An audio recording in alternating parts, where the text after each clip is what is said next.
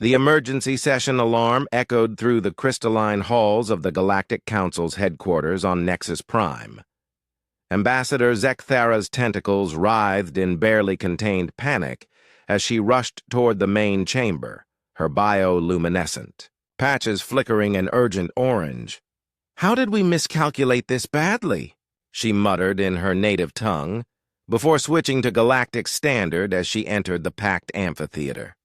The chamber buzzed with worried chatter from representatives of 47 different species. The Korthani delegation's feathers were ruffled in agitation, while the silicon-based Vexkari emitted anxious clicking sounds. At the center of it all, High Chancellor Mordul stood with his forearms spread wide, trying to restore order. "Fellow beings," his deep voice boomed, "we face an unprecedented crisis. The humans have done the unthinkable. They have rejected every diplomatic overture we have extended." A collective gasp rippled through the assembly. In the Council's 3,000-year history, no species had ever completely spurned first contact protocols. Even the warlike Braxi had at least listened to their offers before declaring hostilities. "But surely," squeaked Ambassador Pippet from the Luminari delegation, her crystalline form refracting nervous light patterns, "they simply don't understand our intentions? Perhaps we should send more gifts, more translators." "We tried everything," Zekthara interjected, her voice cracking with desperation. "We sent them our finest delicacies. They called them weird alien slime. We offered them our most advanced technologies. They said thanks, but we'll figure it out ourselves. We even offered them membership with full voting rights in the Council." "And their response?" asked the Chancellor, though he already knew the answer. "They told us to..." Zekthara's translation implant struggled with the crude human phrase, "buzz off." The chamber erupted in shocked murmurs. The concept was so foreign that several species translators simply gave up, emitting error tones. "There must be a logical explanation," reasoned Dr. Quilvar, the insectoid head of xenopsychology. "Perhaps their species evolved differently. Most civilizations reach out to the stars seeking knowledge, resources, or companionship. What do these humans want?" The question hung in the air like a toxic cloud. For months, the Council's best minds had pondered this exact mystery. They had studied human transmissions, analyzed their behavior patterns, and even conducted covert observations of their planet. "They want," came a voice from the chamber's entrance, "to be left alone." Every head, tentacle, and optical sensor turned toward the speaker. Dr. Sarah Chin, humanity's only willing diplomatic contact, stood in the doorway, wearing a simple blue jumpsuit that somehow made the elaborate robes and ceremonial armor of the other delegates look overdone. "Dr. Chen," Chancellor Mordul's relief was palpable. "Thank the cosmic harmonies you came. Please help us understand your species' behavior." Sarah walked down the central aisle, her footsteps echoing in the sudden silence. Despite being the smallest being in the room, her presence seemed to fill the space. She reached the center and turned to address the assembly. "You're all terrified," she said simply, "because you can't comprehend a species that doesn't want what you're offering." "But we offer knowledge beyond imagination," protested the Korthani representative. "Technologies that could advance your civilization by millennia." "And we appreciate the thought," Sarah replied with a slight smile. "But here's the thing. We like figuring stuff out ourselves.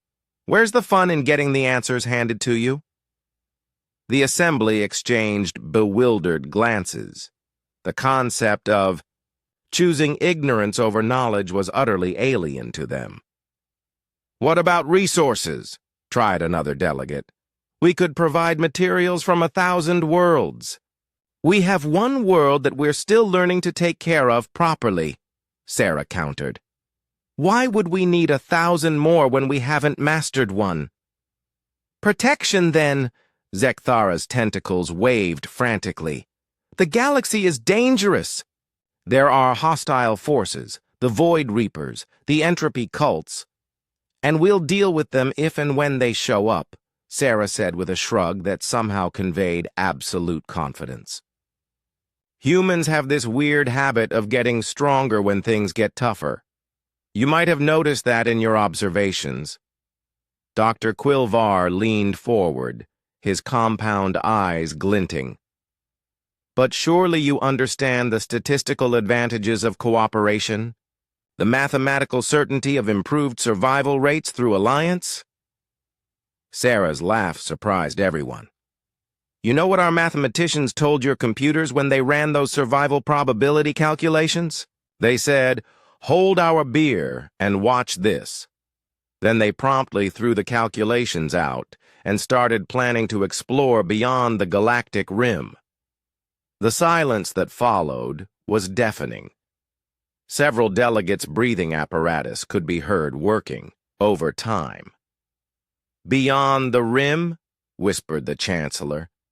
"But that's impossible. The radiation alone would be a really interesting engineering challenge," Sarah finished. "Look, we're not trying to be rude. We genuinely appreciate that you want to be friends, but humanity isn't looking for a galactic community to join. We're looking for problems to solve, challenges to overcome, and boundaries to push." She gestured toward the massive viewport showing the galaxy's spiral arms. "You've all reached a comfortable equilibrium. You share knowledge, trade resources, maintain peace. It's wonderful, really. But we're not equilibrium people. We're the species that looked at fire and decided to tame it, looked at the ocean and decided to cross it, looked at the sky and decided to fly through it." Zekthara's tentacles had stopped writhing. A strange calm seemed to settle over her. "You're saying, you reject our diplomacy because you want to forge your own path?" "Exactly," Sarah beamed. "And here's the beautiful part. In about 50 years, when we figured out faster-than-light travel our own way and solved the energy crisis our own way and probably accidentally invented something that shouldn't theoretically exist, we'll come visit, as equals, not as junior partners." The Chancellor sat heavily in his ceremonial chair. "And if we try to force the issue?" Sarah's smile didn't waver, but something dangerous flickered in her eyes. "Well, that would definitely qualify as an interesting problem to solve." The message was clear. Humanity didn't want to join the galactic community. They wanted to earn their place in it. The Council had panicked over humanity's rejection of diplomacy, not realizing they were witnessing something unprecedented. A species confident enough to go it alone. As Sarah left the chamber, whispered conversations broke out among the delegates. For the first time in millennia, the Galaxy Council faced a species that couldn't be categorized, predicted, or controlled.